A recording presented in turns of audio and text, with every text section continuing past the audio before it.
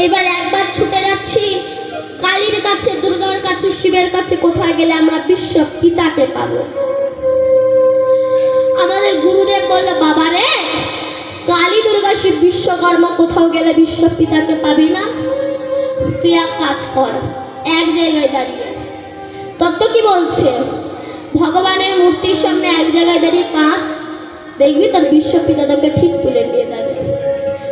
এবারে গুরুবাক্য শিরোধার্য করে এই না এক জায়গায় দাঁড়িয়ে কাঁদছি, সেই সময় আমার বিশ্ব পিতা এই হারিয়ে যাওয়া সন্তানগুলোকে ধরার জন্যে, মায়ের ঝাঁটালাতি খাওয়া থেকে বাঁচানোর জন্যে বলরামকে করেছে নিতাই, আর স্বয়ং কৃষ্ণ হয়েছে গৌর।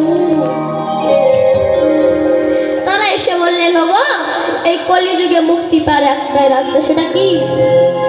হরে কৃষ্ণ হরে কৃষ্ণ, হরে কৃষ্ণ হরে কৃষ্ণ, কৃষ্ণ কৃষ্ণ হরে হরে, কৃষ্ণ কৃষ্ণ হরে হরে, হরে রাম হরে রাম, হরে রাম হরে রাম, রাম রাম হরে হরে, রাম রাম হরে হরে।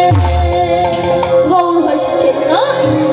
তাই বৈষ্ণব কবি গৌরাঙ্গকে দেখে কথাটা লিখেছেন কি?